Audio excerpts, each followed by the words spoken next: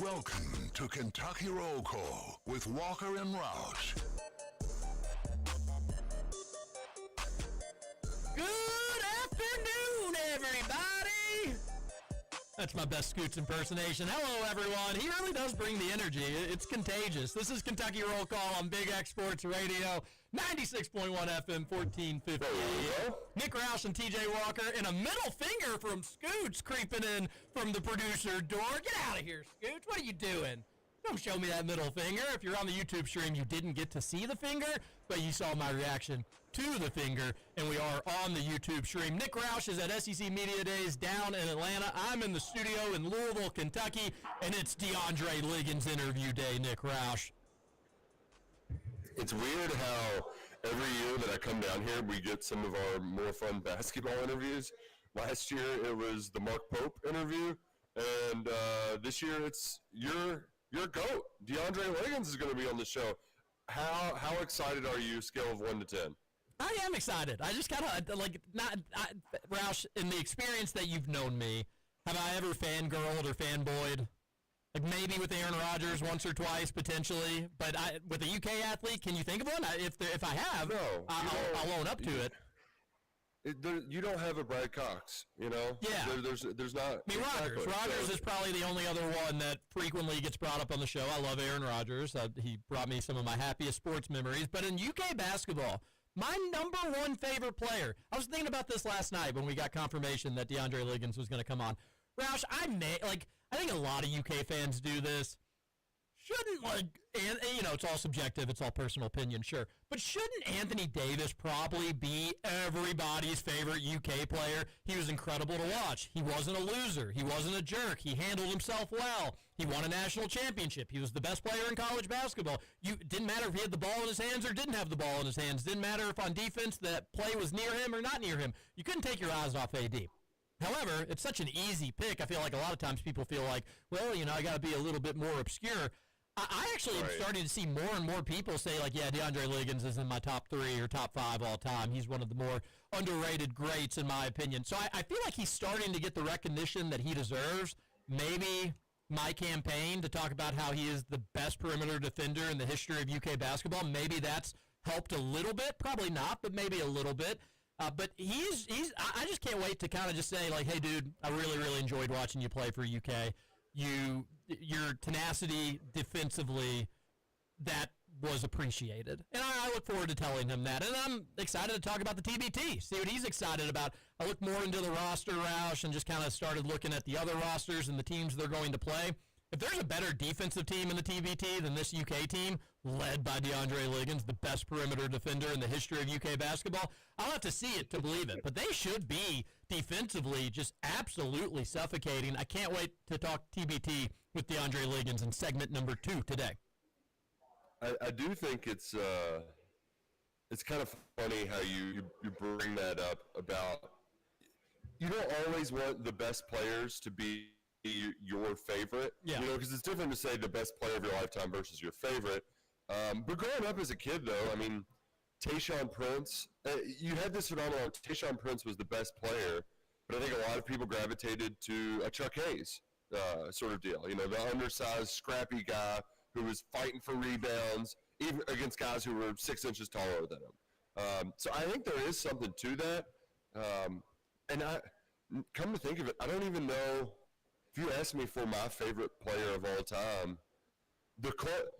I did have a very big fangirl moment when I was in college. I was working at a very fine dining establishment in Lexington, and I believe it was J.P. Blevins was having dinner with Tayshaun Prince, and they were at my table. But my job, I wasn't the server. I was the assistant, so I would bust the tables. I would bring them bread and fill up their waters.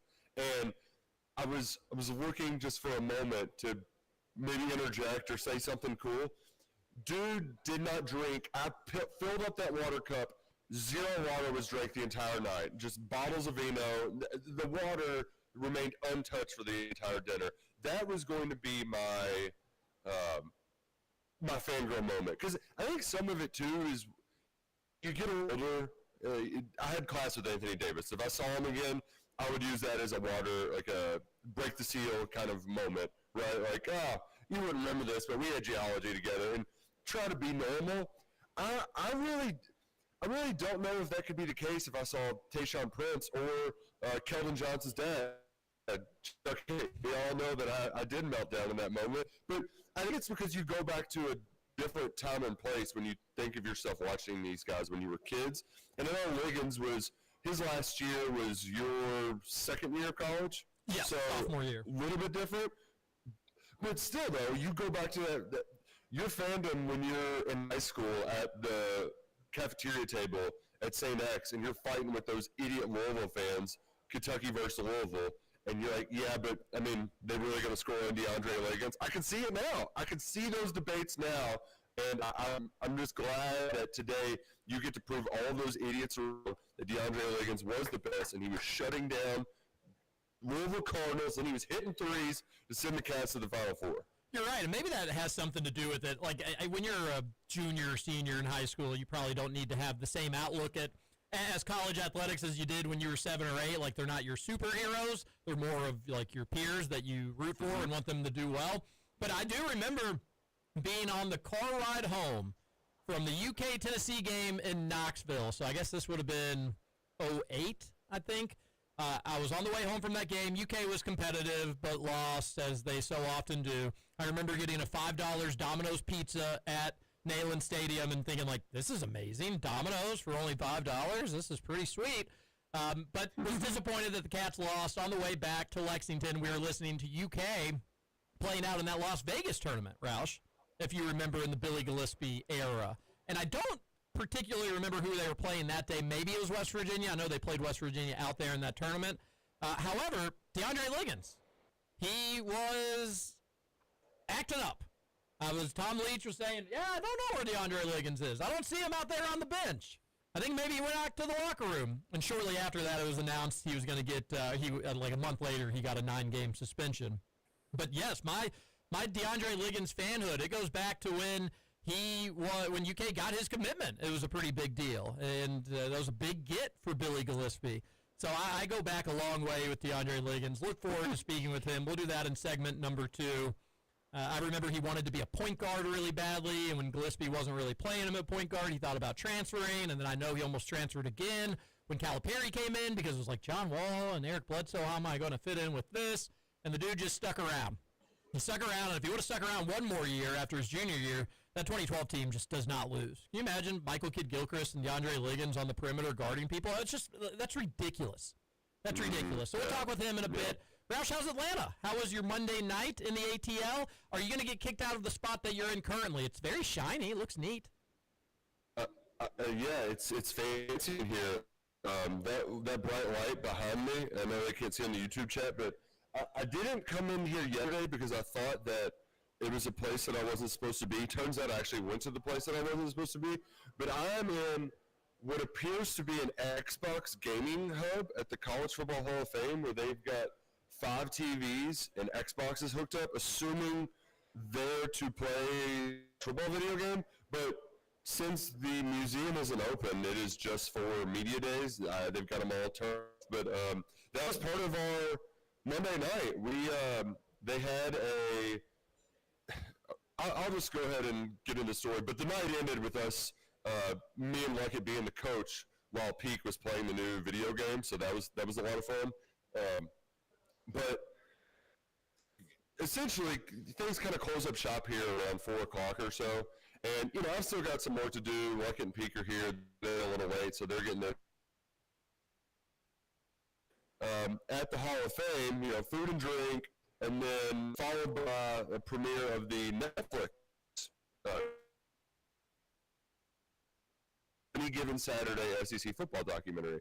And at the time, we hadn't been yet. It's around 5:30 or so. The thing doesn't start till 6:30. It's like, all right, let's take our stuff back, Uber down. We don't want to be, if we're going to have a couple beers, do we really want to be driving back? So let's just get everything there, and then we'll come back and have a nice all night. Well, we walked outside, and there were cowboy hats everywhere. And I had just learned that the All-Star game was in town. I did not realize that Beyonce was still in town. My sisters, they actually came to the show on Friday. And I knew somebody else who came on Sunday. I thought, oh, yeah, 3 nights in a weekend. Sure, that makes sense. She added another night to Monday night, and we are only, a quarter mile or so from Mercedes-Benz. A lot of people, you got to walk this way to get to the stadium, basically, if you're going to that show. And it was pandemonium outside. I mean, we walked a block towards the car and just said, you know what, forget this. We're not going anywhere. They had cops out directing traffic. TJ, we saw 2 people just riding on horses around downtown Atlanta. What? It was, I guess that's what they do for Beyonce, and in my mind, I thought, what, we're doing all this for a concert? And I had to tell myself, stars, that makes buddy, sense. You do this for football. So this is their college football. This is their version of craziness. So I was shocked by just the chaos in downtown Atlanta yesterday. Sounds electric. Yeah, that's. I bet it was chicks as far as the eye could see, Nick Roush, I would imagine. It sounds like cowboy hats as far as the eye could see. You are breaking up just a little bit, but you normally come through, and we got to hear that whole Atlanta Beyonce story for what it's worth. My concern is, can you not hear me now, Nick Roush? I can hear you now, but I did realize about halfway through that you were starting to freeze up. So you freeze up. Oddly enough, at a internet event, the internet is can be inconsistent here. It's a lot of fun. You'll figure it out, and you sound fine. Just a few hiccups. The bigger issue is when you can't hear me, and then I expect you to respond to it, and you didn't get to hear what I said. So if you don't, just ask me to repeat myself or something along those lines. And if you need to take a moment and try to get your connection hooked back up, we'll make that happen as well. I want to give a shout out to my dad, who he called me and he was like, "Hey, I'm at your radio studio. I got you canes. Is that okay?" I was like, yes. I don't really not hungry necessarily, but thank you for that. And he went and dropped it off and got to give Scooch some food. So shout out to Dad. He's the man. Appreciate that. If you'd like to get in touch with the show, Gameday Men's Health text line 502-414-1450. We have a really fun show planned for you today. Aside from the DeAndre Liggins interview, a lot to get to. Would love to hear from you. Again, 502-414-1450. Roush, second to last T-ball game tonight. Weather in Louisville actually not terrible. It's going to get as high as I think 86, which that may as well be 75 for summers in Kentucky. So excited about that for my Tuesday, but really just looking forward to actual real sports, and we'll get that with the TBT, a tournament with $1 million on the line. Did you watch the Home Run Derby last night? Did you do you plan on taking in the All-Star game tonight, which is in Atlanta, actually? Yeah, I forgot about that. You mentioned that several months ago. Well, yeah, so what's the dealio with that? I guess we'll watch it. We watched last night. We watched Big Dumper uses Big Dumper to blast balls out of the park. We found a little water hole, and just the home run derby. It kind of is what it is. I hate. Peak was talking about it too. Some of the moonshots, you want to see the ball fly out of the stadium, and they were launching balls out of that ballpark. It was incredible. But the new rules now have it where you've got to throw the pitch so quickly that you don't even get to drink it up. And so I think part of the reason why they did it is Josh Hamilton had that one year where he went berserk, but I don't even think he won the event because it was 41 homers. Too many home runs in the round. Yeah, it was 41 I think in that one round. And so I wish they could just do something to fix it. And there were so many rules that I was, when you don't have the volume on, you're like, why? So why are they having a bonus round? How does this work? The home run derby should be very simple, right? You don't need volume to know he hits it out of the park, good.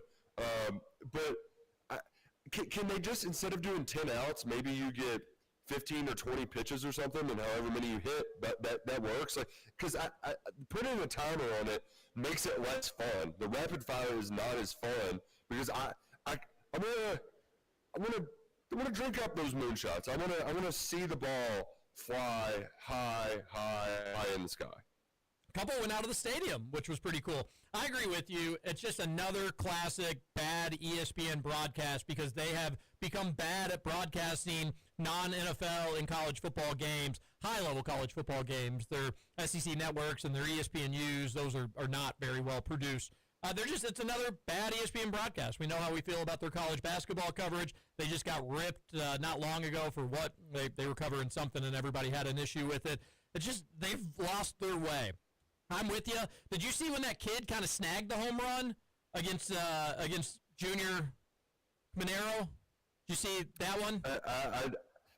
I missed that, but I did see Big Dumper's dad hit him with a pitch, which you don't get off of. Actually, the guy that was pitching in the championship, not to Cal Raleigh, but Junior Caminero, I was so impressed by that dude's pitches. They were right down the middle every single time with a good deal of zip on them. That'd be a pretty pressure situation, just not to totally mess up in front of a full stadium and a national TV broadcast. And he was just throwing them literally right down the middle every single time, incredibly consistent. Yeah, I thought that was funny. I always like seeing who they have pitching, if they have somebody special catching. But some dude in the outfield, they have all those kids out there, which I hate for what it's worth. I'm not a fan of having those kids out there, not because I dislike children. I do dislike children, but it's not personal to them. I'm kidding. I love children.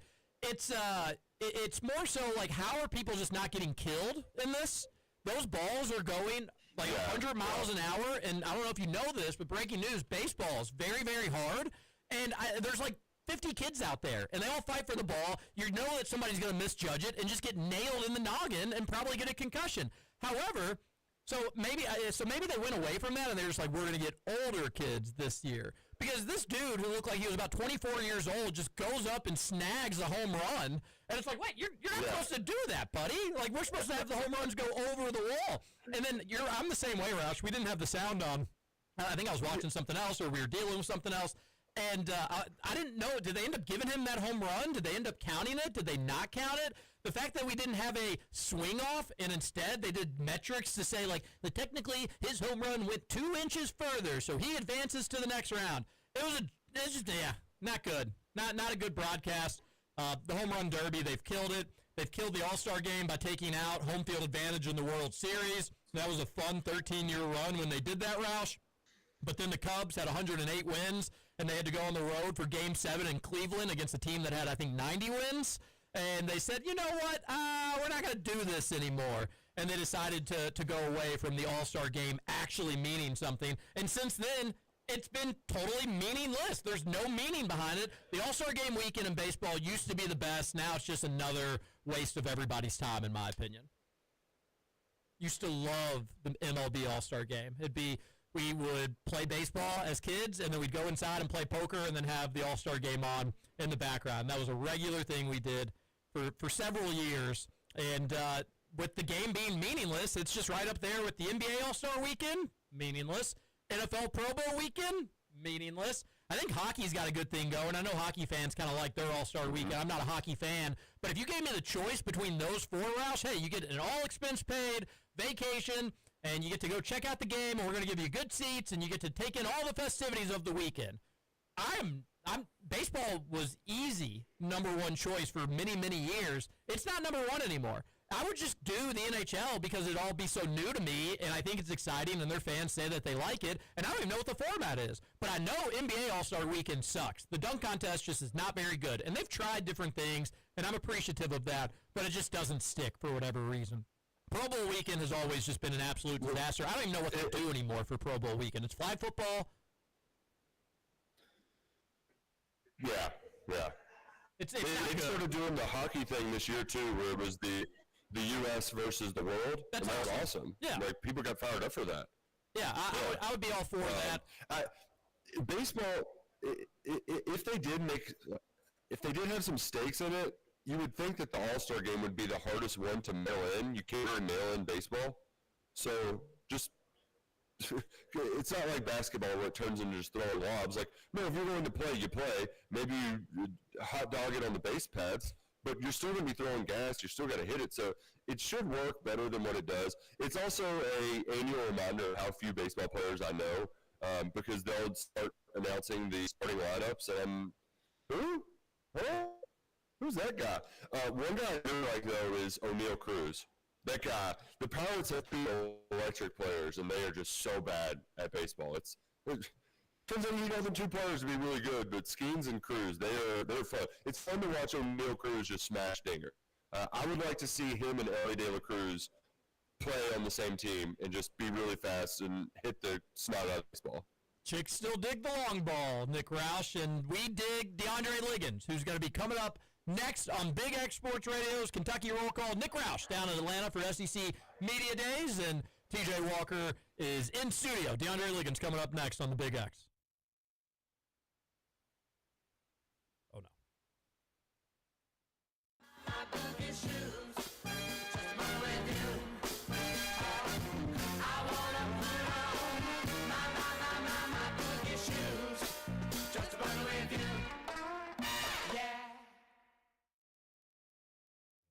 Michael Brown Jr. winning gold in the gold medal game. Great to add to his resume, but also getting to showcase his talent, getting to go out there and basically the ability to go out there and make mistakes, the ability to go out there and learn how to play with guys that you've never played with and play your brand of basketball fully. Every time you get the ball, do the things that you want to do and see what that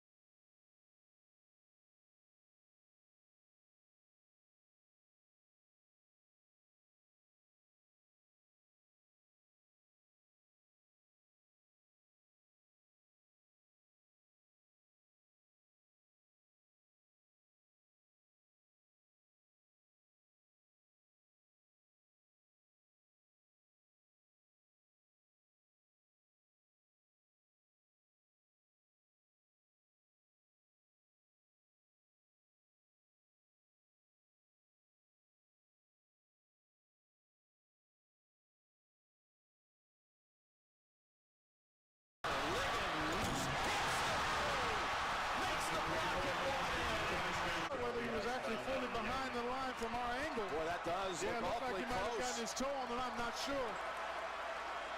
Welcome back. Kentucky Roll Call here on Big X Sports Radio, 96.1 FM, 1350 AM. Nick Roush and TJ Walker here on your Tuesday. Get your text into the Game Day Men's Health text line, 502-414-1450. And I do have some troubling news.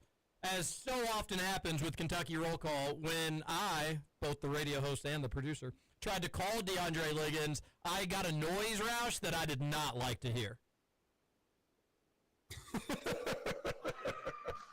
Oh no, that's not good. That is not ideal. I hope it was. It sounds like it was one of those sounds too that you don't hear on the telephone. No, it was like an internet sound. Not ideal. It was that internet noise sound that you hear back in like 2003. That was the concerning part of it. It was a noise that I hadn't heard since I was in like my family's computer room way back when. Let's just, you know what? I think we can just go ahead and try it on air so you all can see what I'm talking about. But I have to kind of figure out how to do this on air. Yeah. So Roush, why don't you do an ad read for us or whatever else is on your mind in Atlanta today? Okay. Yeah. Well, the Game Day Men's Health Line, you need to be ready when it is game day. Whether you're going out and working out, need get a little extra pep in your step, or it's game day with you and the missus. Make sure you're ready. Visiting Game Day Men's Health, proud presenting sponsors of on here at Big X Sports Radio. They'll get you in shape to make sure you're on top of your game day when game day calls. Game Day Men's Health. Try your call again later. Which I guess this can be a brief opportunity to talk about the game day that I experience last night while watching the Netflix documentary. Today, you have heard me say that I am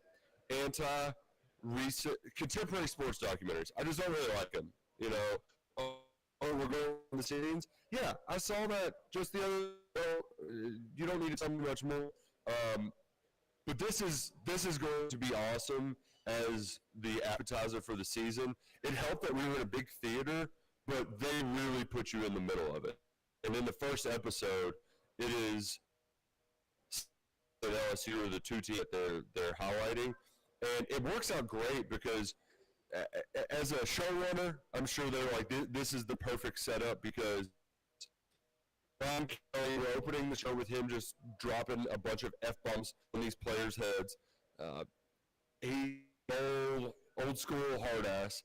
And then the other guy with a profile, it's Shane Beamer. He's giving out attaboys. It's more than a coach. It's love between us. Like, they're two different kind of figures. And so, good guy versus bad guy. LSU, they opened this season with a loss to USC, and that was when Brian Kelly slammed his hand on the table at the press conference. Beamer in South Carolina, they're celebrating Kentucky before those two end up meeting, and the game goes to banana. But it's so well done.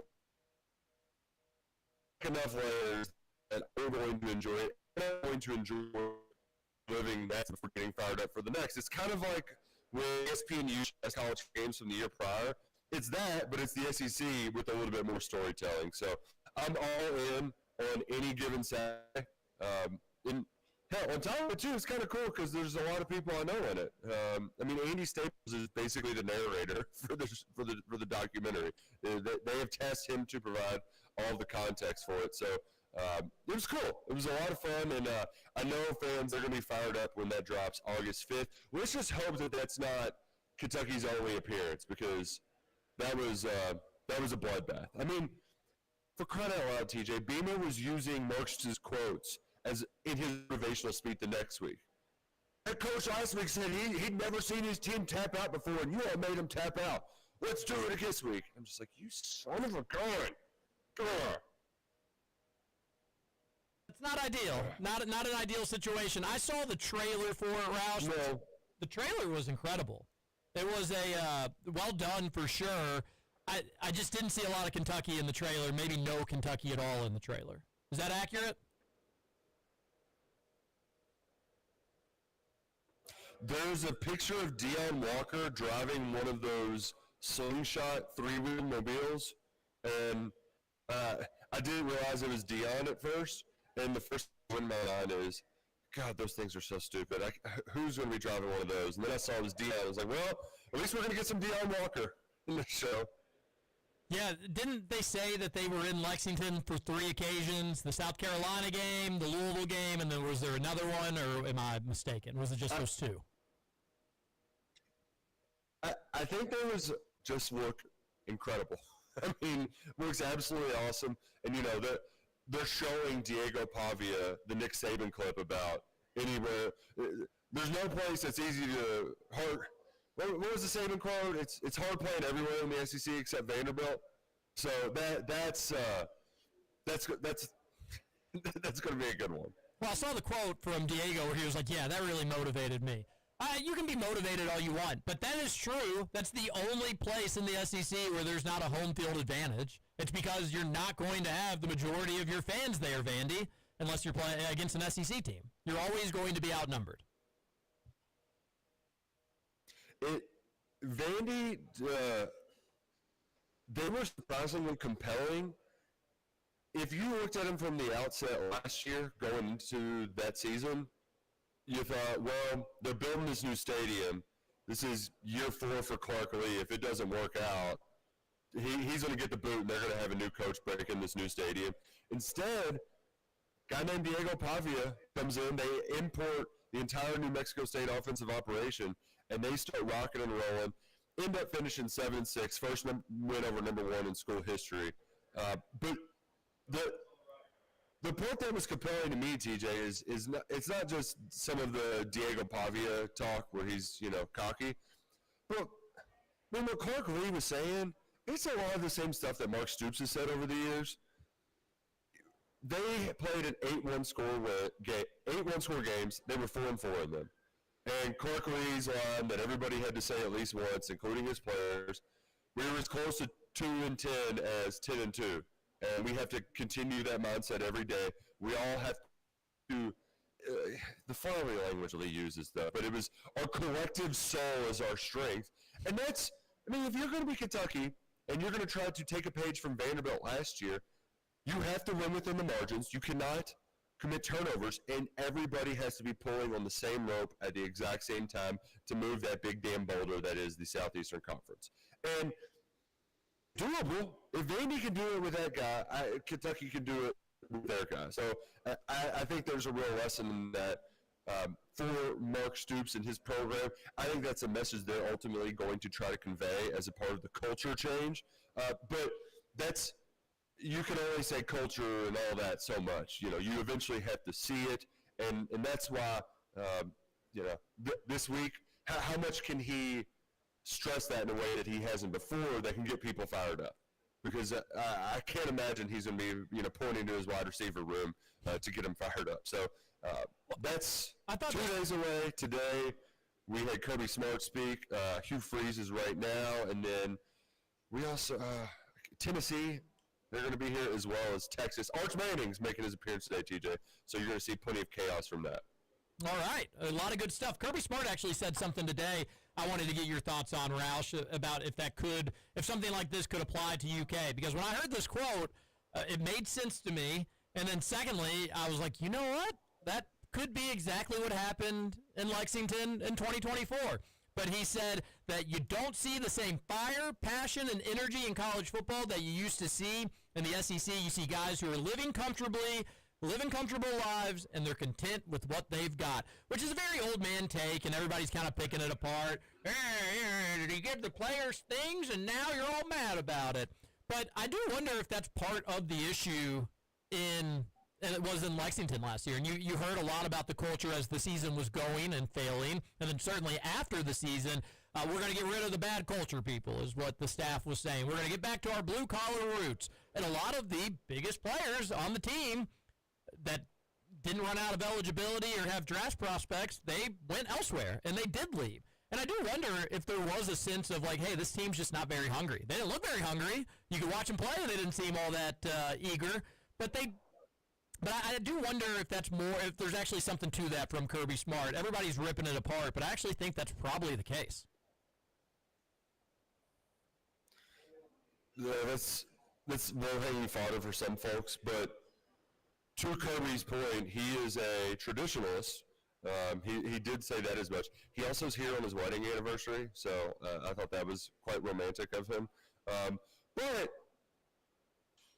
I mean, you see it on the Netflix documentary, especially in the South. I mean, you just forget where a lot of these kids come from, and for a lot of them, they've reached the finish line. Whereas in the past, this was still the launching off point. College football was. You know, you would have some $100 handshakes, sure, but if you had a great career, you went to the NFL, and that's where you got comfortable. Or you were good enough to where this gave you a career where you could finally be able to help your family out and move on. So I think there's something to that, certainly, and Brian Kelly talked about it in that Netflix documentary. I think it's even more so applies to how you coach your players on a day-to-day basis, where you can't always be fire and brimstone. I heard in an interview with Rick Pitino where he was like, you know, I can still rip the whole team, because how much do people love Pitino ripping into his team in that locker room speech that went viral? But you also have to treat them like humans and show them some respect and have a nice back and forth conversation with them, though. So I think there's something to that, TJ, and I hope there was something good behind that phone call. Was that? No, nothing good behind the phone call, unfortunately. I am texting with DeAndre Liggins right now, so that's pretty exciting. That's neat. However, I was like, hey, DeAndre, you know, we got an interview set up. I tried calling. Is it cool? Do you have time, or is this a good time? Can we make it happen? And he said, give me a call. But it's just doing the same thing. It's just doing the same thing. You? Yeah, I guess maybe. Yeah. See if he can call you. But admittedly, you know, I'm not as familiar with that aspect of thing. 384-1450 was the number. If we had a clever listener out there, they'd definitely be calling in right now and pretending to be DeAndre Liggins. Which could have some fun. That idea. I think we're going to do it anyways. It could be kind of fun thinking I actually have the real DeAndre Liggins on, and then it's just South End Josh. Or it's just John. He's like, hey guys. 502-414-1450 is that Game Day Men's Health text line. The old Sunday Sports Buzz that we used to air live on Sundays and have callers. One of my friends would call in to Greg Brom, who hosted the show, as Pimp Daddy. Those were some electric calls. Oh my gosh! Back in the day. So that was your friend. Also, some prank calls on that show. Was it your friends that were talking? Was it your friends that were doing the prank calls? I don't know if he did that specific prank, the one, because there was one or two about LeBron, I think. If I remember correctly, LeBron James. Yeah, yes. I don't think he was the culprit in that.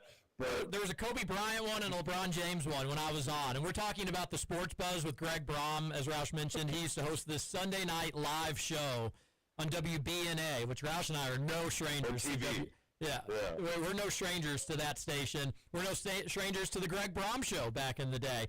And I think it was like my first or second time on the show, and really one of, you know, maybe the third or fourth time that I'd ever been on TV. And we're sitting there, and the show doesn't start till 11 p.m. at night. So, like, it was kind of cool to be on TV, but then on the flip side of things, it was like, oh, you get to be on TV.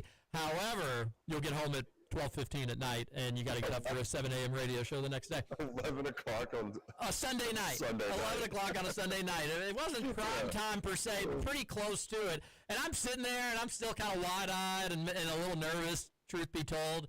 And Greg's like, all right, we're going to go to the caller portion of our show. I'm like, all right, sweet. Let's bring it on. Let's see what these people have to say. And the first caller was like, yeah, I think when we're talking about the greatest of all time with LeBron, it's just there's something you got to keep in mind is that he's got the biggest blah, blah, blah, blah, blah in the league.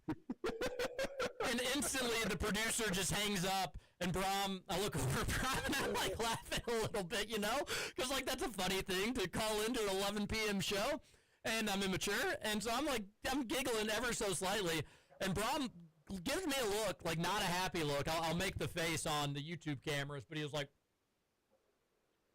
kind of like a stink face, if you will. And then anyways, he's like, all right, well, let's go back to the next callers. We don't want prank phone callers.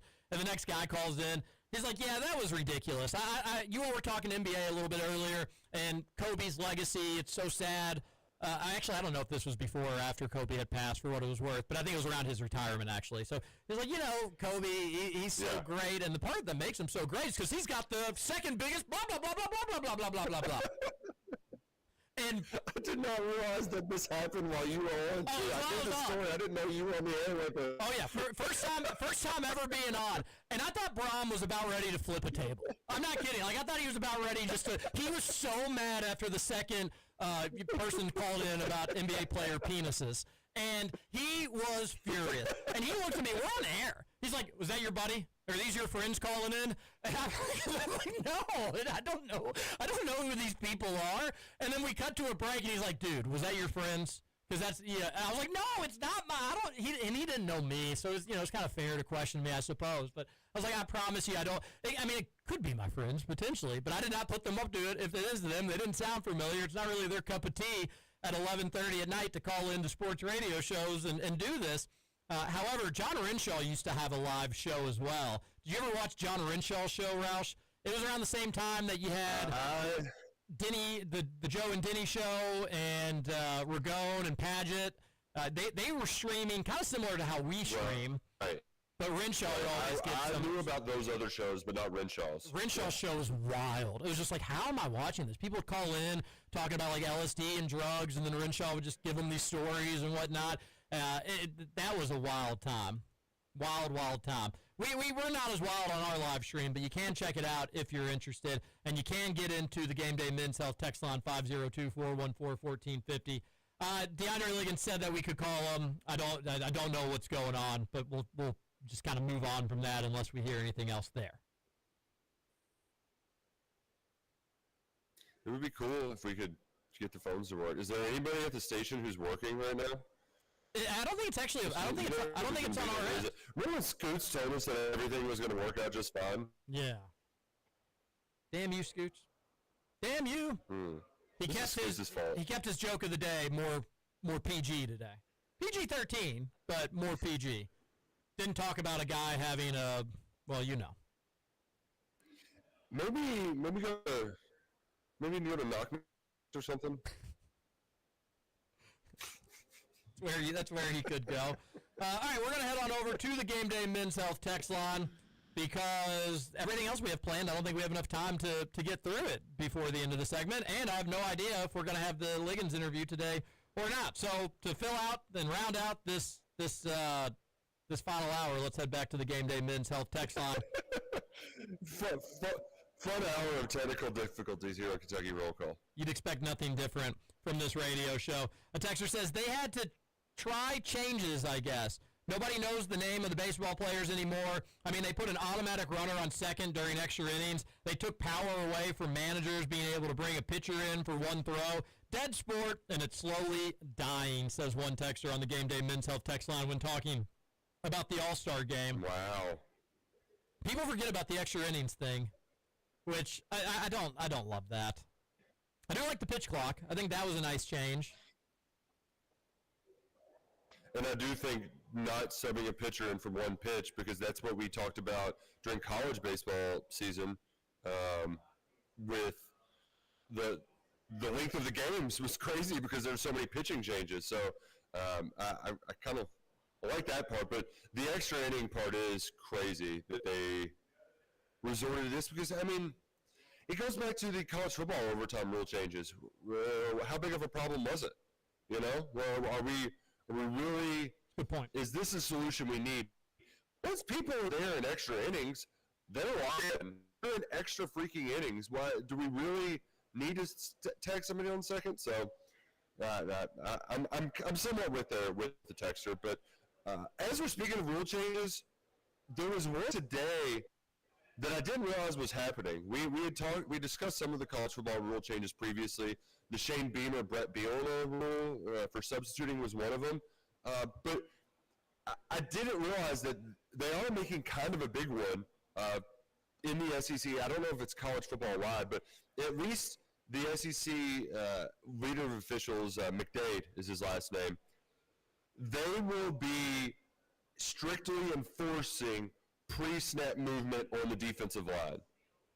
They're likening it to when guys mimic the signals and simply, you would have linebackers try to holler out the snap count to get the offensive side to jump. Well, the last second shifts where you would have defensive linemen jump a gap right before the snap, they're saying that is simulating the snap count, trying to draw them off sides. If you do that too close to the snap, it will be a delay of game. Penalty, 5 yards. So on the one hand, TJ, I get why they're doing it, but I think it takes some good strategery away from the defense. Changing up your gaps at the last second, that's a good way to keep the offensive line on its toes. But the bigger part for me, if you are a quarterback in shotgun, like this should be a way that, similar to the NFL, where, Aaron Rodgers is drawing somebody off sides and they snap it right away so he can get a free play. College football teams, if they see guys shifting on the defensive line, they should snap it right away and get a free 5 yards. So I that's why I think it might be. I think it's a little bogus. I'm not a big fan of this rule change. Yeah, I don't know how much I even knew about that. What are people at the SEC Media Day saying about it? Or what are your peers saying about it? Is everybody on board? Is that a pretty universal take? Kirby Smart was asked about it, and the language is abrupt change of movement. And a Texas reporter in particular asked him about it because there was a key play in that game where they made a late movement and then got a big tackle for loss. And so the Texas reporter asked him, and he was a bigger fella,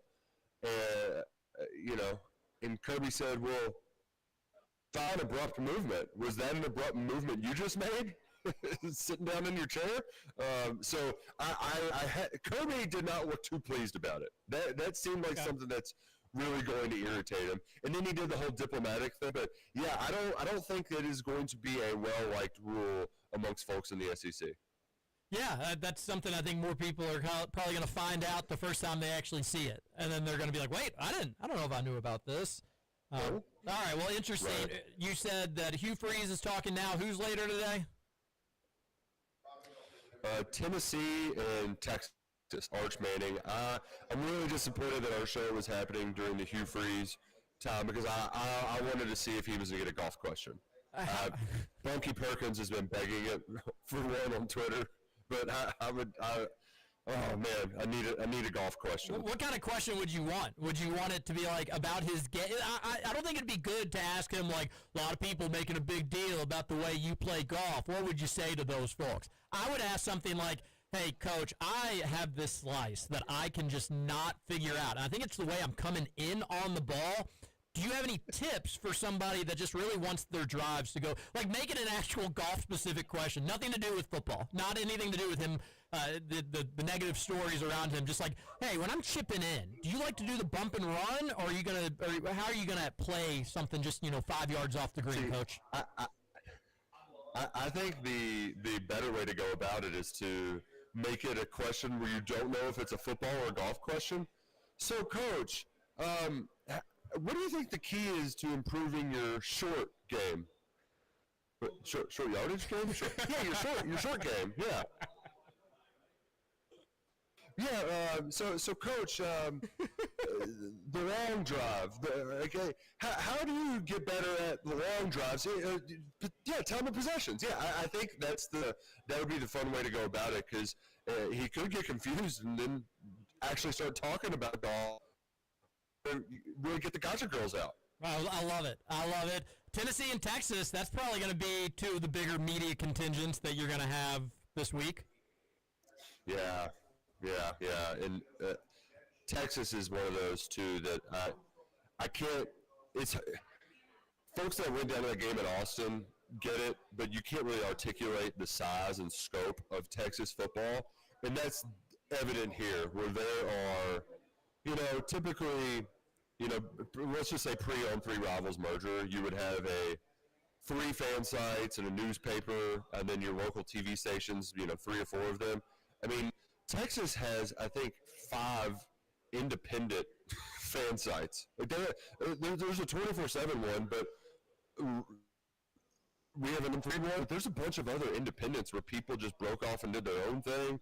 Then you got all of the Dallas and Austin and Fort Worth. You have these huge TV areas, so it's just it's a ton of people, and part of it too is trying to get familiar with them, get acquainted with them, because you're used to the good ones, they're the newer guys. So and now we've got Arch Manning to talk about. So that part is it's going to be fascinating. I don't know if Kentucky fans are ready for, or prepared, I should say, for just what's coming to Lexington in October. It's going to be a nut house. And I think if you look the schedule up too, they'll probably be the number 1 team in the country at the time. So, hey, we've seen Kentucky play well against number 1 teams in the country recently. Maybe UK is going to be coming off back-to-back.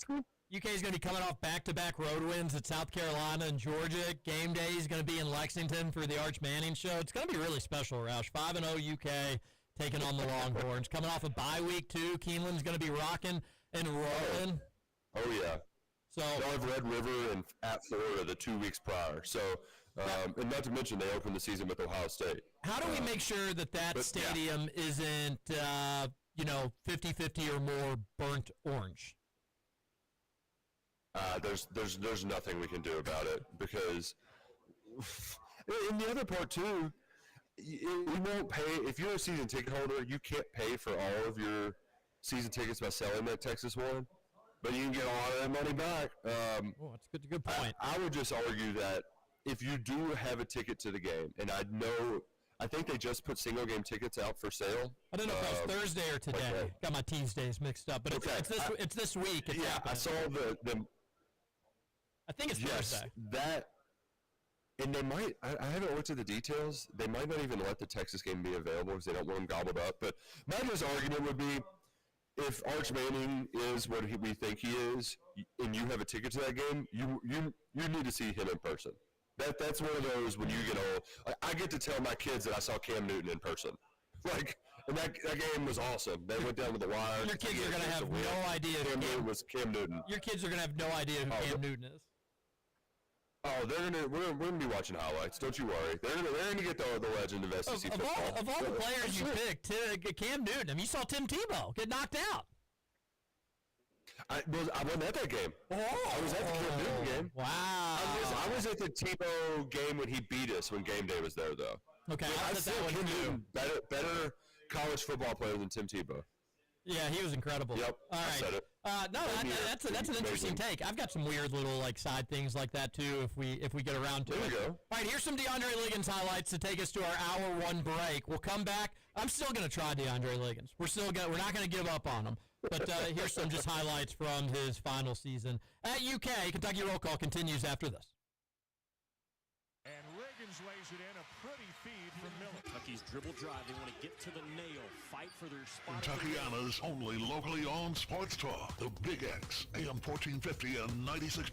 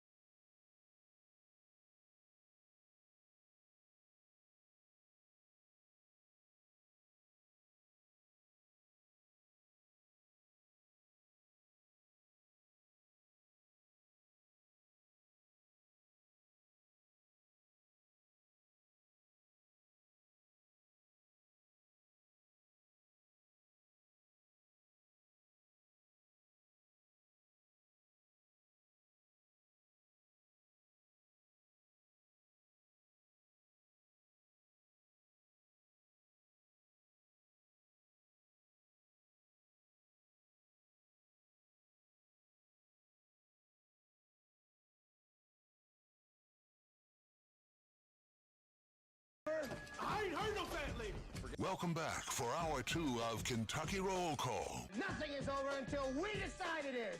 with Walker and Roush. We're just getting started, bro. Welcome back, hour number 2, Kentucky Roll Call here on Big X Sports Radio, 96.1 FM, 1450 AM. Nick Roush and TJ Walker on your Tuesday. Get your text in to the Game Day Men's Health text line, 502-414-1450. Game Day Men's Health, they're going to take care of you. Something's wrong with your body. They want to make sure that they get it all right and figure you out, because your body's important. You only get one of them. And sometimes when you get older, things just change. Game Day Men's Health, redefining men's wellness. Visit GameDayMen'sHealth.com. It's a new era for us men. 502-414-1450. If you missed that DeAndre Liggins interview in hour number 1, drop what you're doing right now and go download the podcast to check it out. Just really wise, insightful stuff from our buddy DeAndre Liggins. Roush, I think during the break, I went to grab a bite, and buddy, they tried to salsaritas, but they couldn't salsaritas. I gave them that for dinner in Atlanta, but it was the chips were not wildly addictive. The guacamole was not fresh. The salsa wasn't so good that it was in its name. I mean, I didn't even see tortillas out there. The churro was chewy. Yeah, you're not getting that low quality from salsaritas. Chewy churro. They have the highest quality. Yeah. You think you're going to get that at Salsaritas? Hell no. They have the freshest ingredients at all of their locations. There's one on Highway 44 in Shepherdsville, one in St. Matthews, and one in Middletown. Check out Salsaritas today. They won't steer you wrong. They will not. And it's sad, Roush, but it's inspiring, and it's sad when we're at the Big X Sports Radio Golf Scramble every year, which is the Friday before Labor Day weekend, August 29th. Email bigxscramble@yahoo.com to lock in your spot today. That's all you got to do is send an email. Just tell us how many people you're going to have. I've only got 2. We'll pair you up. I've got 3 this year. We'll find you a single, or we won't. Or I've got 4. We've already got plenty of sign-ups, but there's still a lot of room if you want to join us.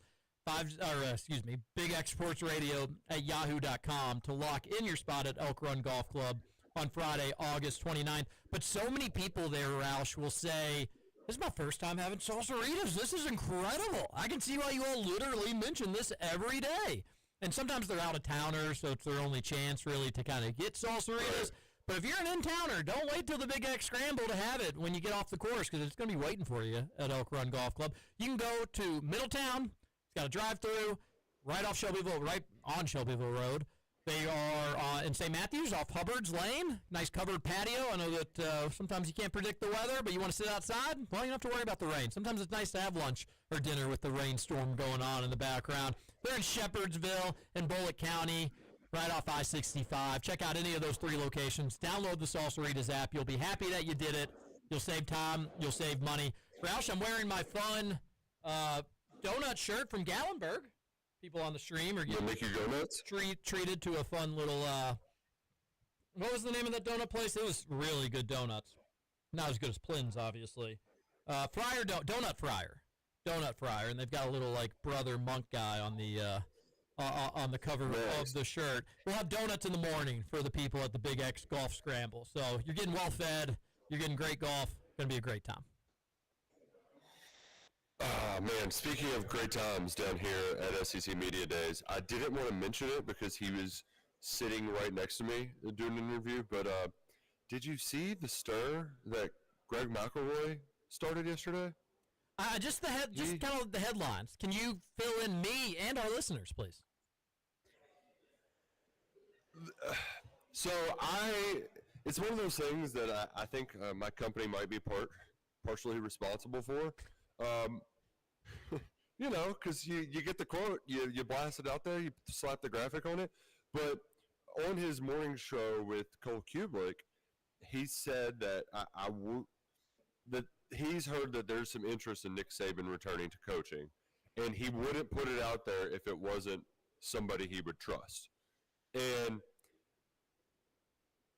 from what I gathered, speaking to some other people, is that it didn't sound as salacious as it comes across in when it's written out, right? And you know how it is with radio too, TJ. A lot of stuff just kind of doesn't get picked up unless it does get in writing or there is a video clip that accompanies it. Usually you can just kind of say it and it stays, it goes away. There's a lot of radio shows happening down here this week, so I totally could see how that would go away. But no, Nick Saban, former quarterback, said that there's some interest in returning to coaching, and that got people fired up. But TJ, am I selfish in wanting him to just be on TV? I like Nick Saban on TV. I don't want him to go back to being the grump in press conferences. I want him to be on TV. Give me percentage chance you actually believe, Nick Roush, that Nick Saban will be back in college football coaching. 5%. Yeah, okay, good. So it's almost like at a percentage point where it's just not really worth our time to even discuss it. But it's such a wild story, and you're talking about the greatest coach of all time. It is worth bringing up, even if it is only a 5% chance. But that's good that we're in the same ballpark of like, hey, it's not happening. But I love the Photoshop pictures, the AI pictures of Nick Saban and UK gear. Loved it. I would much rather see him in coaching than on TV, Roush. I disagree with you there. I'd much rather see him back in coaching just from like can you believe it? Like what a circus that would be. And he'd go to the Big Ten or the SEC, one of those two, and it'd be such a zoo to have him back in college football that I would welcome that, even if it was only for 3 years, 4 years. But he's not wanting to get back in nil. What are you kidding me? That's what he wanted to get out of. And they may say. So I could see. Go ahead. I could see a scenario where if that stabilizes in revenue sharing, then he might reconsider it. But at that point, how old is he going to be? Like it wouldn't be this year. Obviously, it would be next year or the year after that. And my big thing is, I would want him to go out the way he went out. Where no, Alabama did not win a national championship. He lost his last game, but he was playing in the freaking Rose Bowl in the college football playoff. And it was still the 4-team era. He still was at the peak of his powers, and I would hate to see him come back and lead it wouldn't be Spurrier going to South Carolina, but it would probably be something adjacent, something similar in that mold. And then could he be as good? He couldn't do things the same way. But the part that I at least enjoy about this happening on Monday at SEC Media Days is that now every single coach is getting asked about it, especially the ones that coached with him. Smart, he got asked about it today, and he said, "Yeah, I called him and offered him Muschamp's job, but he was a little overqualified." Yeah, Muschamp, not with Georgia, and I don't think I knew that Muschamp's son was at Vanderbilt. Yeah, that kind of came out of nowhere. I remember when Muschamp's son was a walk-on. It was when his dad was coaching at South Carolina. But, yeah, I didn't realize that he was out of it. I wonder if he's going to do the media thing or if he's just taking a year off. That was surprising because you would have thought that he'd talk himself into another job here within a couple of years. Oh, for sure. Well, Muschamp, Saban, maybe you want to get back into coaching. What I would recommend is just take a special assistant role in Lexington this year, just to kind of dabble, get your feet wet back with college athletics. I know Muschamp, it's only been maybe like a month or two. Saban a little bit longer, but go ahead. Lexington's a perfect place. Just you can help out Stoops, no pressure, have a good time. Welcome to Lexington, fellas. That would be great. Don't think it's going to happen, unfortunately. 502-414-1450. It wouldn't. But it would complete the Bear Bryant trade. Wow, come full circle on that. Then everybody could heal. Fair is fair. We've got Turek Skobel versus Paul Skeens pitching tonight, and we've already talked about the All-Star game in hour one, so legitimately go back and listen to the podcast if you haven't heard that. But isn't it crazy, just one more thing on this, that Paul Skeens in 2023 was pitching against UK in a super regional to go to Omaha, and in 2025 he's starting for the National League in the All-Star game? 2023 to 2025. Not terribly long ago. I think we've lost Nick Roush too, which is not good. No DeAndre Liggins, No Nick Roush. Our pets' heads are falling off. Yeah, this is it happened. But am I back? You're back. You're back. Here? I hear you. God.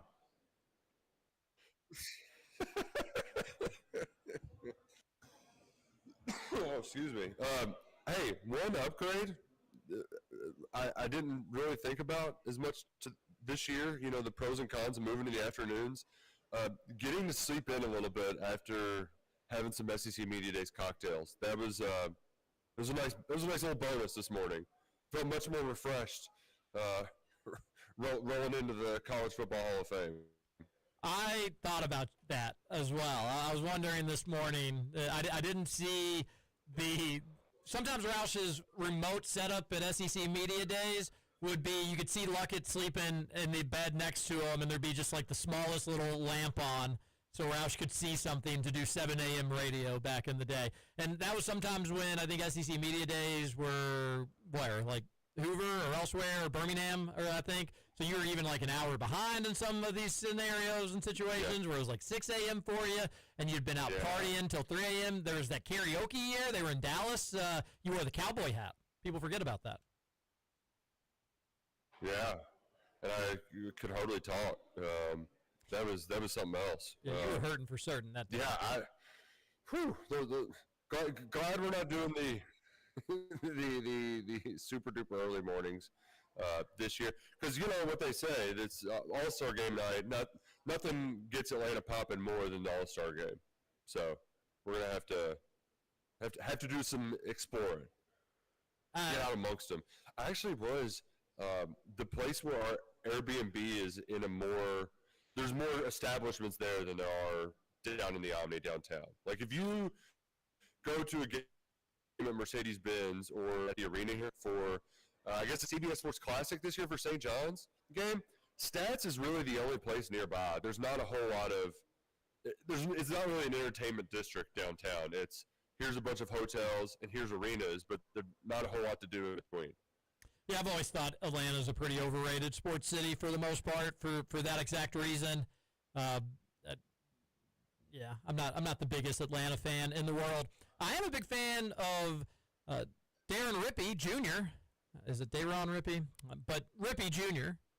He is a point guard target, a guard target in the class of 2026 that Kentucky likes a lot. And I also like a lot. He cut his list, Roush, down to the narrow number of 12. He will only be considering 12 schools from here on out, which, like, you know, okay, that's not that significant of a cut. But UK did make that cut, so that's good news. He is, Tate Kinney's really, really good. There's a lot of really good guards. Crow, who's not going to go to UK, but he's been mentioned before. I really like Rippey, I think, above all of them. He's not ranked the highest of them, but if you watch his tape, he is just starting to scratch the surface, and he finds a million different ways to go get buckets. He is really, really good. If that's who UK ends up with as their guard in 2026, then they did very, very well for themselves. And we always talk about the players that could return, which make the 2026 predicting that class a little bit tougher, but he did cut his list. That's news today. He's going to be visiting UK. I think at the end of this month or maybe the start of August, and hopefully he'll be a Kentucky Wildcat someday. But cut his list. There's some news for you. Which I guess he'll be at the EYBL this weekend. The Peach Jam starts Thursday, I want to say. Oh, wow. It is Peach Jam week, right? Wow. So we'll get some updates from there. Yeah, we need to get I know Zach, he was at the 3SSB Adidas, what a dumb name. Get a better name, Adidas. Such a terrible name. Peach Jam is a great name. 3SSB, what the hell is it? 3 Stripe Life Basketball? Stupid name. It's a BS name.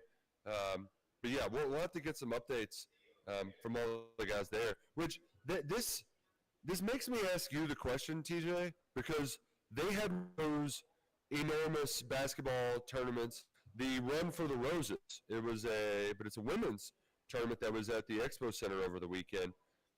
It sounds like we have conflicting reports of what happened that caused a panic on Sunday, where people just took off and left because they thought there were shots fired. And the story goes that a woman was having a medical emergency when a ceiling tile fell and hit a metal chair and it made a loud bang. So all of that chaos combined to make people thought that like somebody got shot or something like that, and that made everybody run. But then Greenberg said today that's not what happened. Oh, I didn't see the Greenberg update. What did he say happened? Yeah. Was he 2 feet away from the camera when he told people? Is it because he's 2 feet away from the camera, or does he just have a big head? Is it? I don't know. It's TJ just staring at the camera at me. But Paul Miles reports that it was not accurate information. That did not happen. Was just the quote that Paul Miles had from Mayor Greenberg. Okay. Well, geez, Paul Miles, thanks. I'm a big Paul Miles guy. He is 840 through and through. But okay, what did happen? But can you get up? That was an hour ago. Surely up there. Well, I'm efforting to find a better quote from the mayor about the situation, but they had to have a whole press conference deal. It was pretty wild. So, it was a wild Sunday. I was at a family function and leaving, and everybody was talking about it. And we weren't that far away from the fairgrounds, Roush. And my sister was like, which way should I go? I don't want to drive. I was like, you're going to be all right. There may be some traffic if you were going to the fairgrounds, but you're not going to the fairgrounds. You'll be all right. Everything's going to be good. But there was helicopters in the sky, Roush. It was like, and maybe that was just like a coincidental helicopter at that moment. But then I left that family event to go to my basketball game, and the referees at our basketball game were all talking about it. They were like, yeah, they're shut down for the rest of the day. That's scary. You know, nobody knew that it wasn't an active shooting situation. And it seemed like just a terrible coincidence or just timing of the ceiling fan falling and somebody having a medical emergency. So people heard a loud boom and saw a lady on the ground, and just panic ensued after that, which I think we got to do a better job of just like, hey, calming people down. But nobody really knew in that instance. So I do wonder what happened, because you could make, hey, the loud bang happened, people saw somebody on the ground, and everybody just worse instincts kicked in. But I wonder what actually happened. well, and then you can't blame people for jumping to conclusions, because in Lexington over the weekend we had the shooting at the church, which is just horrible.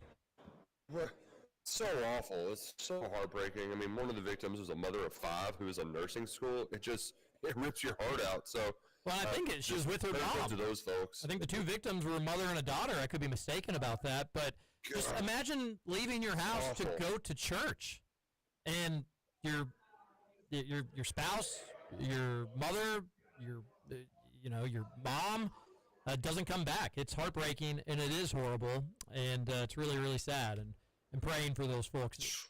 But I'm glad that it wasn't the worst case scenario in Louisville, because that would have been a disaster. They stopped basketball.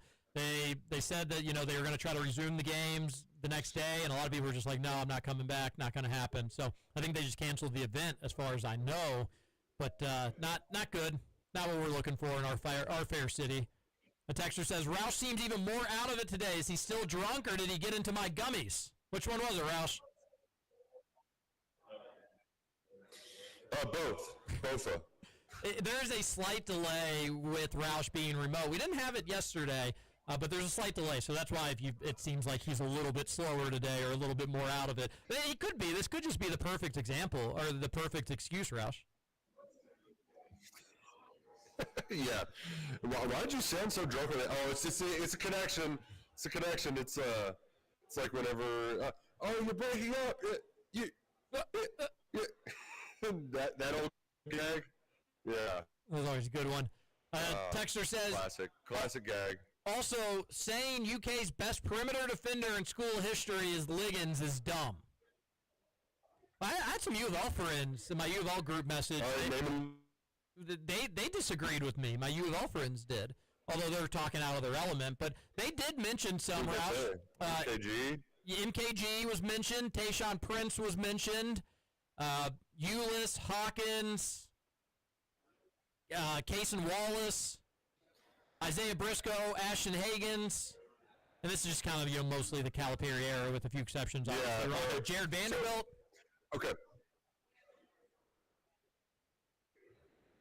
All right, my thing with Liggins is because of all the players you mentioned, Cliff Hawkins was the one that jumped out first, but he was unreliable because of his asthma. It's really no fault of his own, but sometimes you just have to have him on the bench so he get his puffer in. But what makes Liggins made him so vital is because he was so versatile. He could get matched up with a 4. Tayshaun, Tayshaun didn't play, like, you weren't putting him on the other team's best player. He was great that he could guard multiple positions, but he didn't play with that intensity and tenacity. Like that's the part about Liggins. It's the tenaciousness of which he played. Prince was an underrated defender, but you're spot on. He was not the most tenacious. Prince was a great defender because he had an 8'7" wingspan. That's why Tayshaun Prince was a great defender, and he had good basketball IQ. But he could get bullied, and he could get pushed around a little bit. And the thing was, all right, you're going to bully him, you're going to push him, you're going to get him where you want on the floor, but you still have to shoot over him, which made it really, really tough with Tayshaun Prince's wingspan. But I agree, he was not as skilled a defender nearly as any of these other guys that we're mentioning. He was more of a product of his body, which you can make a case. You know, everybody's body helps them to some extent. The other problem with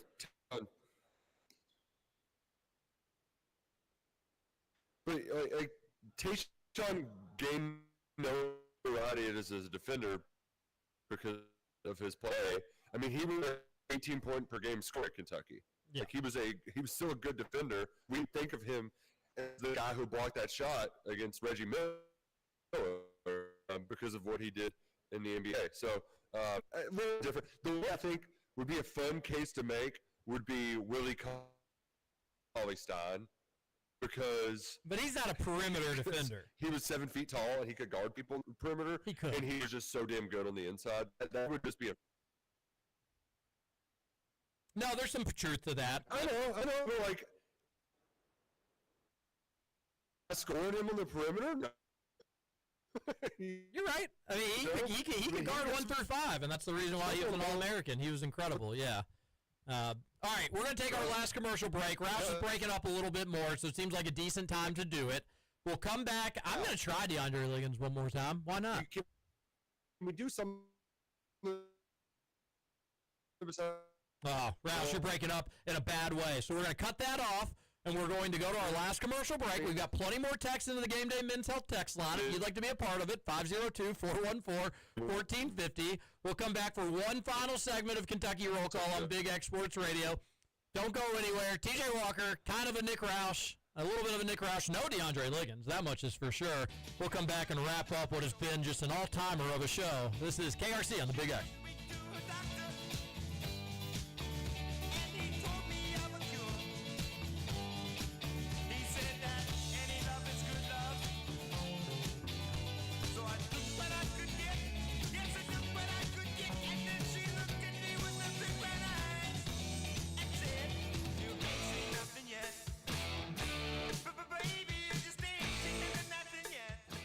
Get your Saturday morning wake-up call on Big X Sports Radio.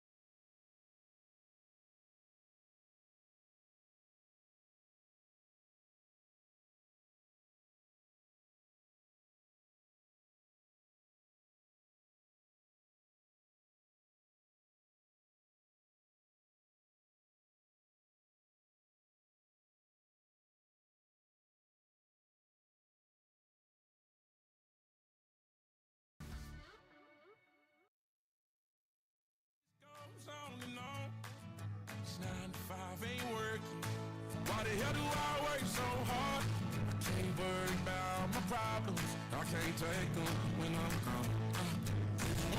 Here comes the 2 to the 3 to the 4. Tell them bring another round, we need plenty more. Push stepping on the table, she don't need a dance floor. Oh my, good Lord. Someone call me up a double shot of whiskey. Welcome back. One final segment of Kentucky Roll Call here on Big X Sports Radio. Nick Roush and TJ Walker. Roush, how's that connection doing, buddy? I think we got it figured out by just going from my phone. I've got a wall full of helmets behind me. Looks pretty neat, right? I found the Kentucky helmet a little bit earlier. There's a lot of them, The Tulane one, probably the coolest, though, right? I mean, the green and powder blue is not a combo you would think would work, but it does. It really hits. How many of those helmets do you think would fit your big old noggin? Not many. They need a special order some. All right, you don't sound as good because you're not talking through a microphone, but the connection is a million times better. So overall, this is better for our one final segment today. So that works. Yeah. Yeah, well, that matters, I think, in a radio show, being able to hear people. I tried Liggins again during that commercial break, and it's the same thing with his phone, which, so then I tried just calling myself, Roush, because maybe it is something at the station. Scooch said that he made, the Dennis and Hoosier Report, 11 to 12, on before us. Make sure you're listening to all the great local programming on the Big X. But he said that there was one phone call he tried to make where he had issues with, but then he just tried again, and it worked. I have confirmed this is a DeAndre Liggins phone issue. He can text, but he's got some setting on his phone that is not allowing calls to come in, which I didn't know that was a setting. It's a pretty cool setting. I have had issues with doing radio hits where they'll text me and be like, hey, we're trying to call, and then I can call out, but for whatever reason, I would have to turn my phone off and on to be able to receive a call again. So who knows? Maybe DeAndre is going through the same thing, but at least it's not on our end, right? I wanted to blame Scoots. Well, can we just blame Scoots anyway? I would love just for us to hype up an interview and not have any issues with it. To hype up something at the station, get our listeners kind of excited about something. We get excited about something, and for it to not just fail miserably in our face. I look forward to that as well. Can I tell you a little inside baseball, Roush? Yeah. And I'm sure the TBT, they've been very friendly to me and helpful. And if it's not Liggins today, I'm sure somebody this week will come on the air and we'll get somebody on, and we'll be appreciative of that. I wanted to interview DeAndre Liggins today. I made plenty of posts about it to try to hype it up, so I am bummed that it didn't happen. But can I tell you the one thing they requested? What was the thing that was off limits? Was there something off limits? Yeah, there was one thing off limits. There's one thing off limits with the DeAndre Liggins interview. What do you think it was?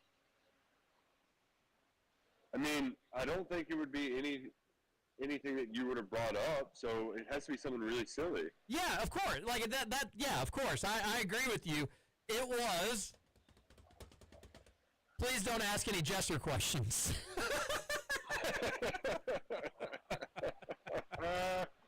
Oh, man. And I cracked up. I was like, Jesser, he didn't make the show sheet today, or any day for that matter. So you don't have to worry about the Jesser questions, and they got a kick out of that.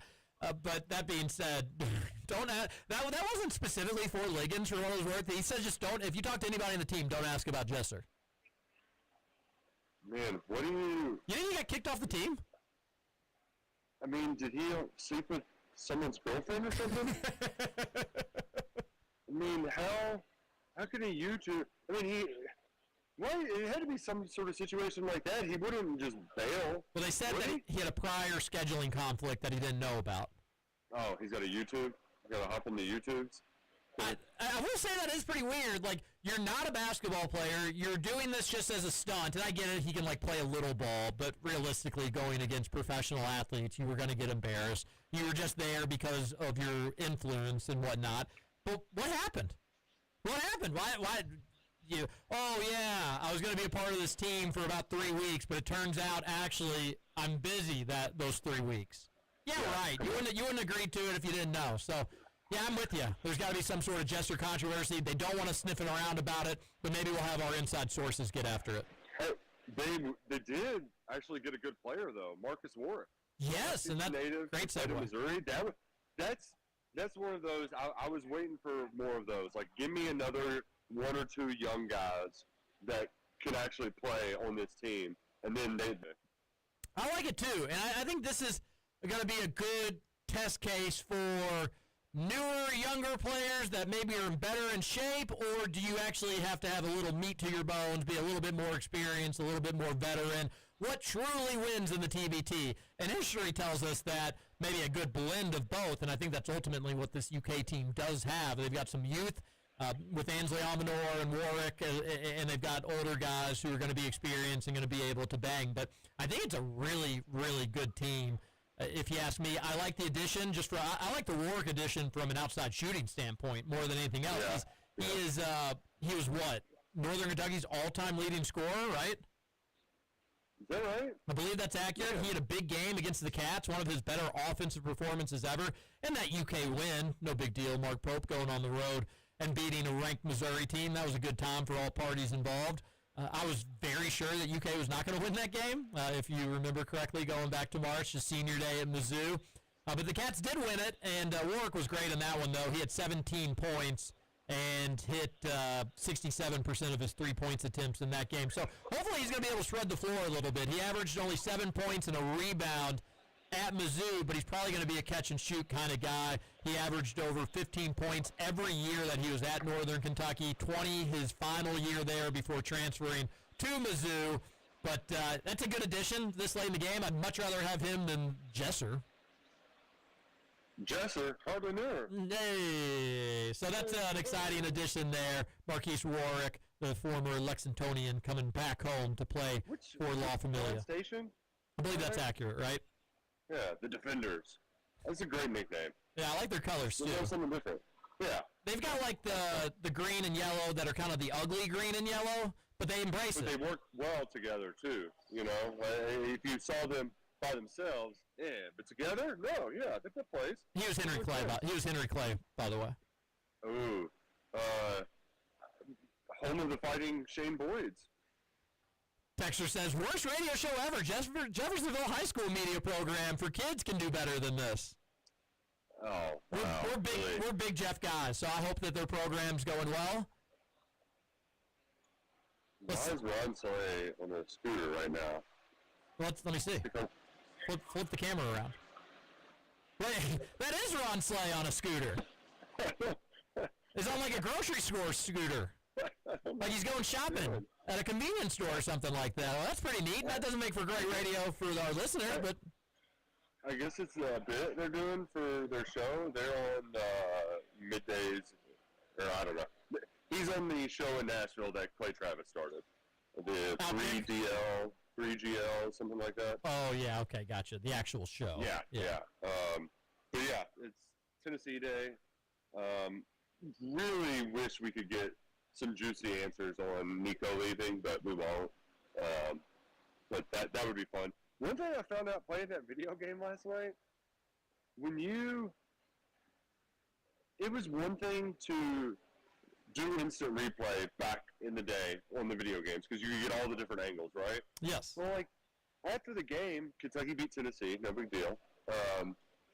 You could see it gives you a list of highlights that you can go back and rewatch from your game, and the reactions on the sideline, like you're seeing Josh Heupel get angry on the sideline when Kentucky scores. It's like that's pretty cool. Like that is a different attention to detail. Although I do gotta say, I think they got the scale wrong on the stadium size. For whatever reason, Kroger Field looks smaller than Don't Call Me Papa John's. Like they just the size of the stands just looks too small. I don't understand it. And to have Louisville fans pack that place, that's come on, that's inaccurate. That never happens. That's probably the most unrealistic thing of the video game, I would imagine. Isn't Cardinal Stadium bigger than Kroger Field, though? Is it? I think so. I think when UK reduced their capacity, technically Louisville Stadium's like 3,000 or 4,000 seats bigger.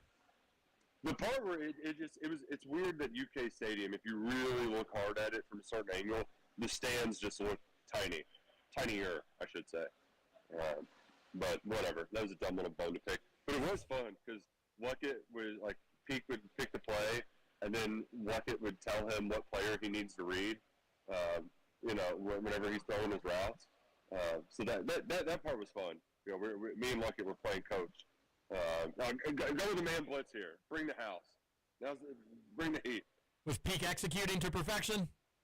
He's doing well enough, but, there at the end of the night, things got a little fuzzy. That'll happen. I do want to give a shout-out to Texas safety Michael Taffy, who's wearing a tie at SEC Media Days with the initials of the campers and counselors who passed away during the Camp Mystic flooding in Texas earlier this month, which was horrific and terrible. But that's a nice touch. I don't know Michael Taffy whatsoever, but that's really cool, and I'll be a fan of his moving forward to wear that tie to SEC Media Days and give them the attention they certainly deserve. So I wanted to bring that up as well. I thought that was pretty cool to see. Definitely. We've got a few more texts into the show. A texter says, damn, I hit send before Roush said that. Ask Reggie Miller about Tayshawn's defense, is what he wanted to say before Roush mentioned that up. That's one of my favorite plays in NBA basketball history. I'm not the biggest NBA fan, but Tayshawn tracking down and blocking Reggie Miller out of seemingly nowhere was such a huge play, and then the Pistons would go on, obviously, to beat the Lakers and win the NBA championship. What's weird about that is when I think of just the biggest moments, 2 of the top 5 are blocks from behind. It's that one and then LeBron against the Warriors, that chase down block he had. Chase down blocks. The people don't forget them. Don't give up on a play. Keep working hard. But, I remember that Pistons run in 04 very, very well, and especially the series against Indiana and then the Lakers in the finals. And the Pistons were they were a machine. Defensively, they were unstoppable. Another texter says, Billy G must have been coaching with the same lag time that Roush is today. Speaking of Roush, get your beer nose pizza today. You getting beer nose pizza today? What? I don't know. Like it, but, I don't know. I think they just wanted to give Beer Nose a free shout-out. Now, you got us. They are a station sponsor. We need to get them to sponsor us some more, though. Like, would it kill them to send us some pizzas? Yeah, well, why not? It's the least that they can do. I love their pizza. And I do believe in Louisville-style pizza, Roush. I know you disagreed with me on that before, but Beer Nose is Louisville-style pizza. You put the toppings under the cheese. I mean, I just think it's weird to say it Louisville style. I don't know why that just makes me shirk. But, I mean, the pizza places there, Wix would do it. I guess Bonnie and Clyde's does it to an extent, too. So, yeah, I'm there. Toppings under the cheese for a pleasant little surprise. Yeah, or it could be a bad surprise. You get a mysterious olive shows up. Ooh, that would be bad. Like a pineapple or something gross that doesn't belong on pizza? Oh, man, somebody just brought popcorn. All the fans are running. You're going to get their corn. It's kind of fun being here in the lobby. A lot more people watching than when I was in my dark corner without any internet. I hope the exact same person as yesterday comes up to you and says, hey, buddy, what are you doing? This is no place to do radio.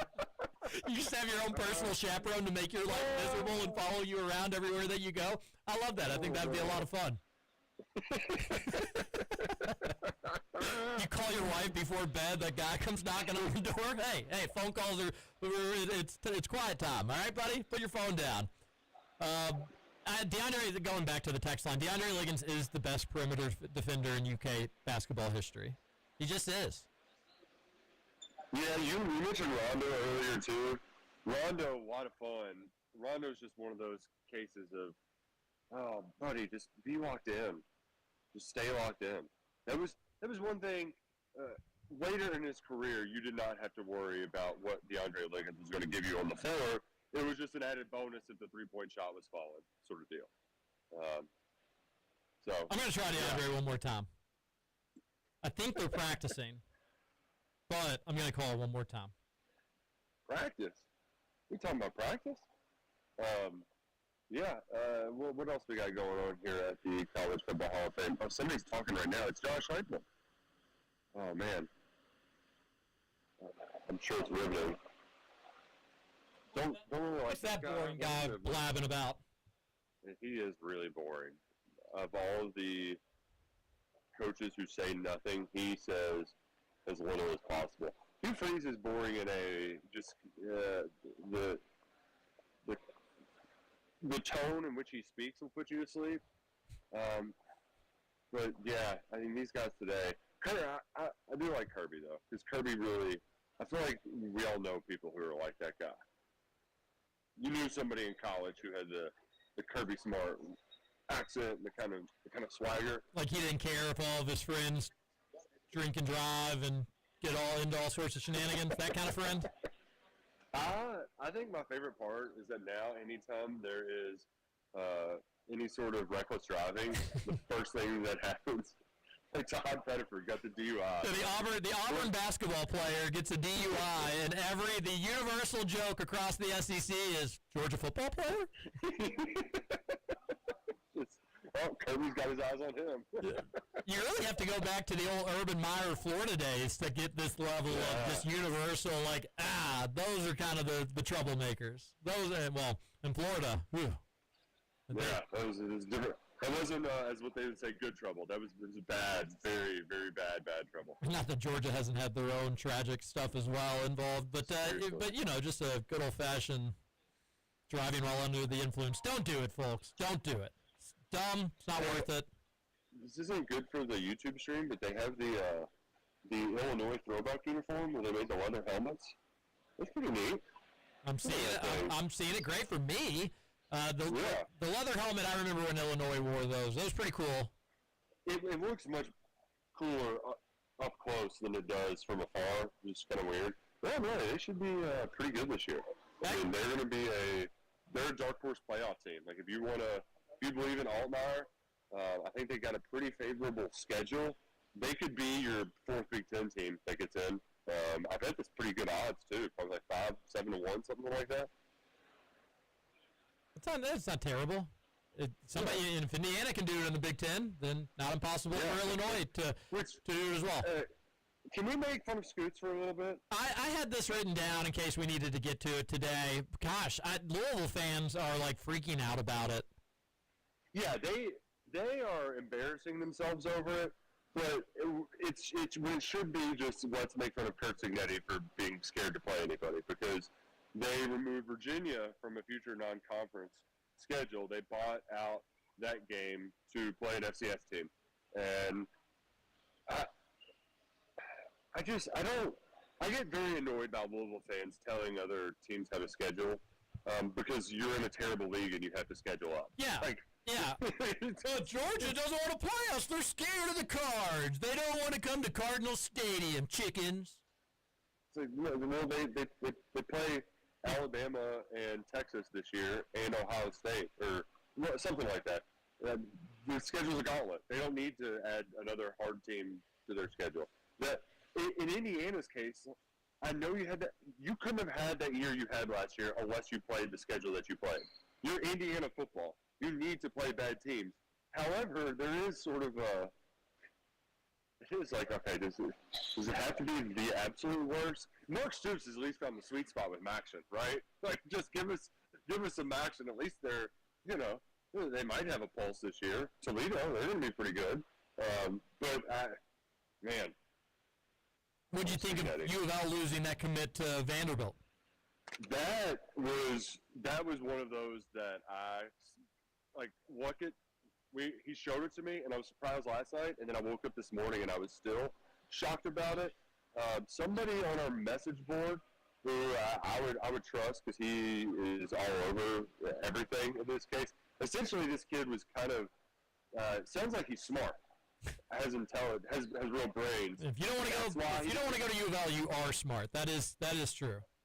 Well, and some of it was Michigan and Vandy offered early on, and but they didn't really go all in, and so he committed to Louisville because that was kind of the best available out there at the time.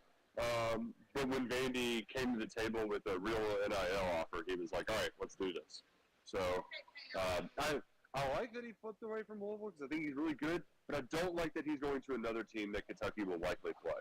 So, Evan Hampton, really good, really, really talented running back. Let me ask you this. What was somebody from Owensboro doing going to U of L in the first place?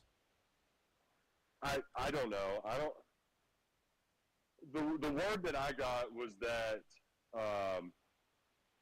Vince wanted to go all in on him early because he ran a 4.3 at their camp, and then all these other places started recruiting him.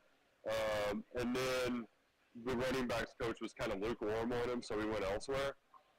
So they focused their attention elsewhere. You know, I take that with a grain of salt, but like he was committed to Kentucky baseball at the time. You know, you couldn't go all in on this dude who's pretty big, ran a 4.3, and he put up some stupid numbers at Owensboro last year. I think he's going to be a really good ball player. So that one. His tape is impressive. I mean, that's the only thing I can go off of. But yeah, that's a guy I'd like to be in blue and white, but it was never even going to happen.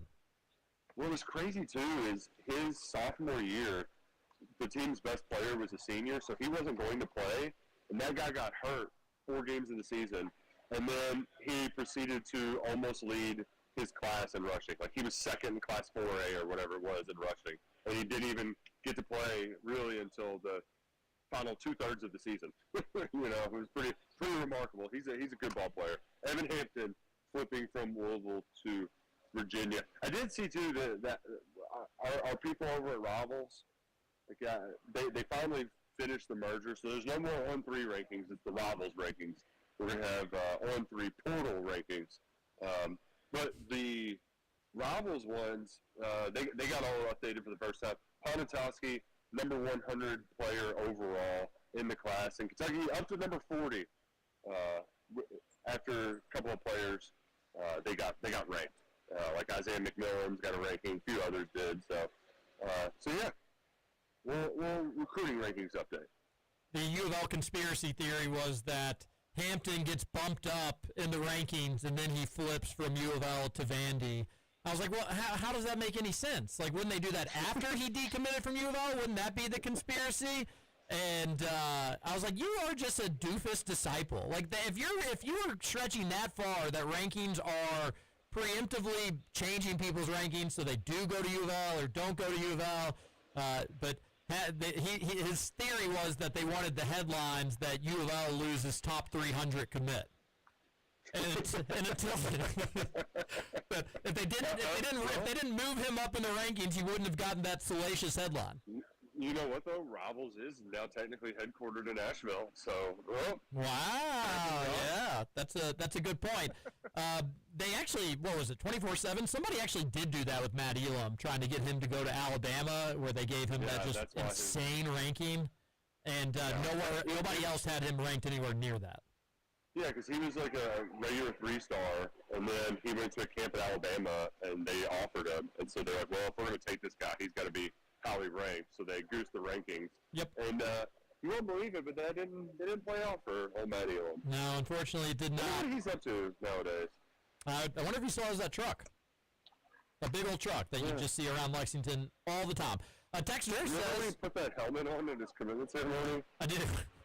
That was a very funny visual. I do, and somehow, like, he had a giant head, but you just could never understand how it could fit in a helmet.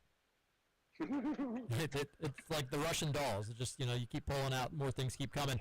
What's up, KRC? Your thoughts? Are fantasy football league draft orders based off a random drawing of golfers for each fantasy team? All teams get 4 players. Top performers get first pick, and so on. I've got Scotty Scheffler and Tommy Fleetwood, Brian Hartman, and Thomas Dietrich.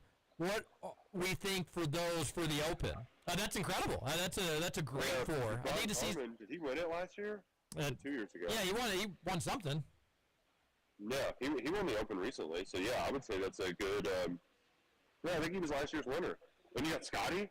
So I know Link's golf's a little bit different. The one that I would want in my team, and whenever I do my golf line, I always have Shane Lowry for the Open. I don't know what it is, but he's good. He's from over there.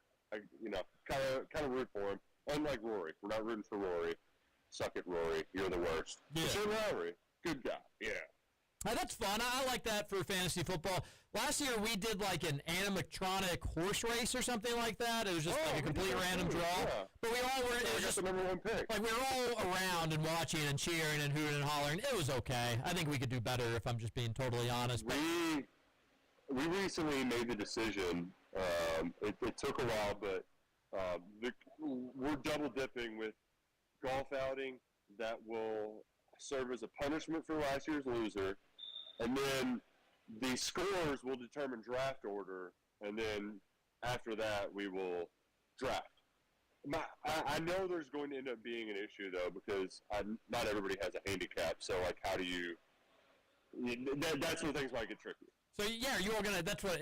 Like individual, or you all gonna do a scramble, and like the winning team gets picks 1 through 4 or something like that. See, that would be more fun. I agree. You can't just do one-on-one. That's not really fair to the worst golfer. Right. Even if you give him a bunch of strokes, like it's still, yeah. So I don't know. And we've got 10 in our league, so that's going to make for, maybe the course will be coming up. Let's do 5s at a time. But yeah, at least it's better than we used to be really bad about this stuff. So we're really going to get together at the end of the month. Football, it's almost here.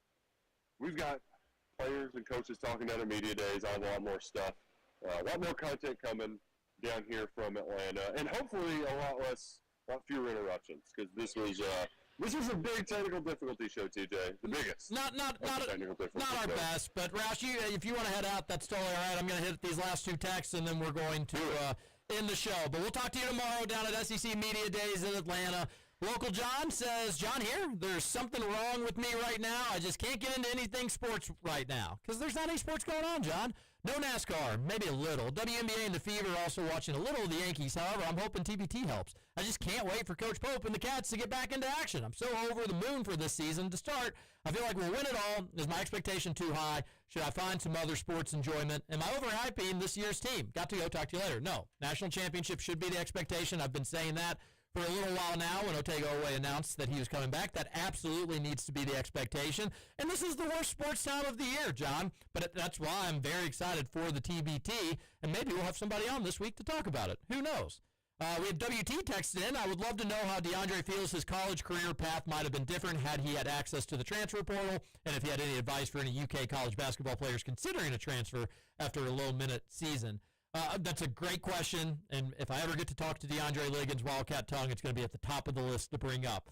Thank you all for being patient with the show today. It happens from time to time. Not thrilled about it, but what can you do? This is Kentucky Roll Call on Big X Sports Radio. We're going to be back tomorrow at noon, and hopefully with some fewer technical difficulties, potentially. All right, everybody, have a great day. Jacksonville. Being a senior makes playing high school